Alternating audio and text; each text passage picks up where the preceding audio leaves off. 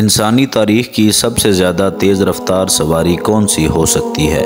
घोड़े, motorcycle, cars या जहाज़। लेकिन आज से 1400 साल कबल एक ऐसी सवारी भी मौजूद थी जिसकी रफ्तार बिजली की मानिंद थी। इस बिजली जैसी तेज़ रफ्तार सवारी का नाम बुराक था। वो सवारी जिस पर बैठकर नबी सल्लल्लाहु अलैहि वसल्लम मिराज पर गए। बुराक की खसूसियात क्या थीं और जब नबी सल्लल्लाहु अलैहि वसल्लम उस पर बैठने लगे तो वो बेलगाम क्यों हो गया? क्या बुराक को मॉडर्न साइंसी उलूम से एक्सप्लेन करना मुमकिन है? प्यारे दोस्तों, इन तमाम तर सवालात के जवाबात आज आपको हम इस वीडियो में देंगे। बिस्मिल्लाहिर्रहमानिर्रहीम। अस्सलामु अलैकुम वरहमतुल्लाहि वबरकातुहू। प्यारे दोस्तों, वाक़या मिराज तारीख़ इंसानी का एक ऐसा हैरत अंगेज़ और अजीबो गरीब वाक़या है कि जिसकी तफसीलात पर इंसानी अक्ल हैरान रह जाती है। अगर अंबियाए कराम की तारीख़ को देखा जाए तो उससे मालूम होता है कि अल्लाह तबारक व तआला ने अपने बरगुज़ीदा पैगम्बरों और नबियों के हाथों से मुख्तलिफ मोजज़ात ज़ाहिर किए। हर नबी को अपने अहद, इलाके और ज़माने के हिसाब से मोजज़ात से नवाजा गया था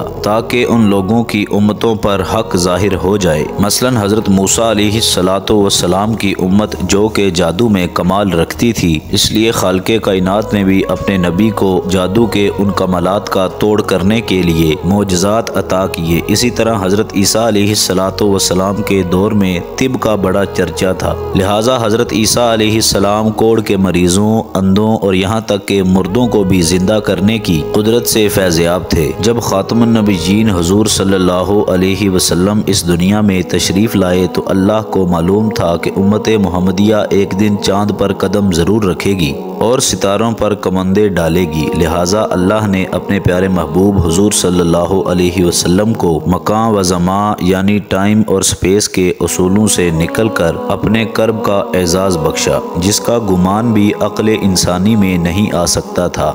प्यारे दोस्तों, तमाम अंबियाए कराम के मोजज़ात एक तरफ और हुजूर का वाक़या मिराज एक तरफ। तमाम अंबियाए कराम के मोजज़ात मिलकर भी मोजज़ाए मिराज को नहीं पहुँच सकते। प्यारे दोस्तों, वाक़या मिराज हिजरत से 1 या 2 साल पहले पेश आया। उस वक़्त हमारे प्यारे नबी हुजूर सल्लल्लाहु अलैहि वसल्लम की उम्र मुबारक 52 साल थी और ये 27 रजब के शब का वाक़या था। लिहाजा हज़रत मालिक बिन सासा से मरवी है कि खुद रसूलुल्लाह सल्लल्लाहु अलैहि वसल्लम ने इरशाद फरमाया कि मैं नींद और बेदारी की दरमियानी कैफियत में था। फिर मेरे पास एक फरिश्ता आया, उसने मेरा सीना चाक किया और फिर मेरे दिल को गुस्ल दिया। गुस्ल देने के बाद मेरे दिल को दोबारा वापस रख दिया। फिर एक सवारी लाई गई जो खच्चर से छोटी और गोश्त दराज से बड़ी थी। उसका रंग सफ़ेद था और उसे बुराक कहा जाता था। बस मुझे उस पर सवार कराया गया। रिवायत है कि हुजूर सल्लल्लाहु अलैहि वसल्लम बुराक पर सवार होके बैतुल मुक़द्दस पहुँचे और बुराक से नीचे उतरे। हुजूर सल्लल्लाहु अलैहि वसल्लम ने बुराक की लगाम को उस सतून के साथ बांध दिया जिस सतून के साथ बाकी अंबियाए कराम ने अपनी अपनी सवारियों की लगामों को बांधा हुआ था। इसके बाद नबी सल्लल्लाहु अलैहि वसल्लम मस्जिद अक्सा में दाखिल हो गए। मस्जिद अक्सा के अंदर हजरत आदम अलैहिस्सलातु वस्सलाम से लेकर हजरत ईसा अलैहिस्सलातु वस्सलाम तक तमाम पैदा होने वाले अंबियाए कराम आपके मुंतज़िर थे। लिहाजा हुजूर वहाँ पर तशरीफ़ लाए और तमाम अंबियाए कराम की इमामत की और नमाज अदा की। नमाज से फारिग होने के बाद आप दोबारा बुराक पर सवार होकर आसमानी सफ़र की तरफ रवाना हो गए। हुजूर ने बुराक पर सवार होकर 7 आसमानों का सफ़र किया, जहां पर आपकी कुछ अंबियाए कराम से मुलाकात भी हुई। फिर हज़रत जिब्राईल अलैहिस्सलातु वस्सलाम ने आपको जन्नत और दोज़ख के चंद मनाजिर दिखाए और फिर आप सल्लल्लाहु अलैहि वसल्लम इस सफ़र में कायनात की आखिरी हद से भी बाहर सिदरतुल मुंतहा तक जा पहुँचे, जहाँ पर आप अल्लाह पाक से हम कलाम हुए। उम्मत मुहम्मदिया पर रोज़ाना 5 नमाजें फ़र्ज की गई। शिर्क के सिवा तमाम गुनाहों की मुआफ़ी का इम्कान बताया गया और सूरत बकरा की आखिरी 2 आयात आपको तालीम फरमाई गई। इस सफ़र से वापसी पर हुजूर अपने मकान पर कुछ इस हालत में पहुँचे कि रिवायात के मुताबिक अभी आपके घर की कुंडी हिल रही थी और आपके वज़ू का पानी अभी तक आपके जिस्म मुबारक से टपक रहा था। मिराज के इस वाक़या को अल्लाह ने कुरान मजीद में बहुत तफसील के साथ सूरत इसरा में कुछ यूँ बयान फरमाया है। पाक है वो ज़ात जिसने अपने बंदे को रातों रात मस्जिद हराम से मस्जिद अक्सा तक सैर करवाई और जिसके इर्द गिर्द हमने बरकतें रखी हैं ताकि हम उसे अपनी कुछ निशानियां दिखाएं। बेशक वो सुनने वाला और देखने वाला है। मिराज के इस अजीम सफ़र में रसूलुल्लाह सल्लल्लाहु अलैहि वसल्लम जिस सवारी पर सवार हुए थे उसे बुराक कहा जाता है। अब सवाल ये पैदा होता है कि बुराक असल में क्या था? क्या ये कोई ऐसी मखलूक थी जो इस दुनिया में पाई जाती है? उलमा व मुफस्सिरीन के मुताबिक लफ्ज़ बुराक बर्क से निकला है। बर्क असल में चमक को कहते हैं, लिहाजा रसूलुल्लाह सल्लल्लाहु अलैहि वसल्लम को सवारी के लिए जो चीज़ पेश की गई थी वो इंतहाई सफ़ेद और चमकदार और रोशन थी कि इसलिए उसका नाम बुराक पड़ गया। ये भी कहा जाता है कि बुराक को इसलिए बुराक कहा जाता है कि वो बर्क यानी बिजली की मानिंद उसकी चमक यानी रफ्तार है। रिवायतों के मुताबिक बुराक खच्चर से छोटा और गधे से बड़ा था और जहाँ उसकी हद्दे निगाह पड़ती थी वहाँ पर उसका एक कदम पड़ता था। प्यारे दोस्तों, उलमाए दीन के जहन में ये सवाल पैदा हुआ कि अल्लाह तबारक व तआला ने हुजूर की सवारी के लिए बुराक का ही इंतखाब क्यों फरमाया, जबकि वो इस बात पर कादिर है कि हुजूर सल्लल्लाहु अलैहि वसल्लम को बगैर सवारी के ही सफ़र के तमाम मराहिल तय करवा देता। लिहाजा हाफिज इब्ने हजम ने इस मजमून के बारे में लिखा है कि इसरा व मिराज के सफ़र में सवारी के इंतखाब में एक बड़ी हिकमत है। हालांकि अल्लाह तबारक व तआला इस बात पर कादिर था कि अपने नबी के लिए ज़मीन को सुकेड़ देता, लेकिन अल्लाह ने सवारी का इंतज़ाम इसलिए फरमाया ताकि अल्लाह के रसूल को उनसियत व मानूसियत हो, क्योंकि जब बादशाह अपने मुकर्रबीन को अपनी मुलाकात के लिए बुलवाता है तो उसके लिए सवारी का इंतज़ाम करता है और सवारी भिजवाता है। कुछ उलमा बुराक को एक जन्नती जानवर करार देते हैं जो खसूसन मिराज की रात को ही हुजूर सल्लल्लाहु अलैहि वसल्लम की सवारी के लिए इस ज़मीन पर आया था। लिहाजा इमाम तिरमिज़ी ने एक रिवायत नकल फरमाई है कि जब जिब्रील अलैहिस्सलातु वस्सलाम ने बुराक की लगाम थामी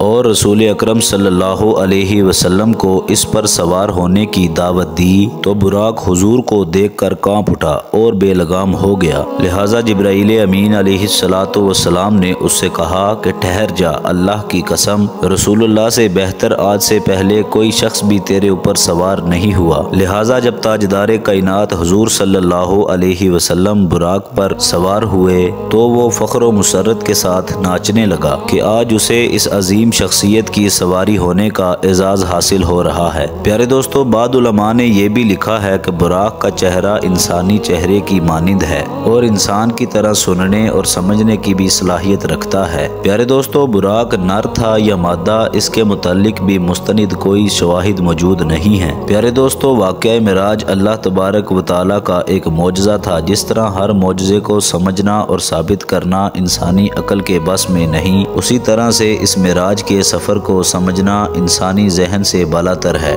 लेकिन जदीद फिजिक्स ने कुछ सदियों में ऐसा नजरिया पेश किया है जो कि बहुत ज़्यादा काबिल गौर है। आइंस्टाइन, जिसे पिछली सदी का सबसे बड़ा साइंटिस्ट माना जाता है, उसकी थ्योरी ऑफ रिलेटिविटी जदीद फिजिक्स की बुनियाद है। प्यारे दोस्तों, आइंस्टाइन ने इस थ्योरी में बताया है कि टाइम इस दुनिया में तमाम मकामात और लोगों के लिए स्टैटिक नहीं बल्कि मुख्तलिफ होता है और ये मकामात के एतबार से बदल सकता है। लिहाजा अगर कोई शख्स इस कायनात में रोशनी की रफ्तार से सफ़र कर पाए तो उसके लिए टाइम रुक जाएगा। उसने एक मिसाल को पेश किया कि अगर कोई शख्स ऐसी सवारी में सफ़र कर रहा हो जिसकी रफ्तार लाइट के बराबर हो तो उस इंसान के लिए वक़्त थम जाएगा और जब वो शख्स कई सालों बाद इस ज़मीन के ऊपर वापस आएगा तो यहाँ कुछ ही सेकंड्स गुजरे होंगे।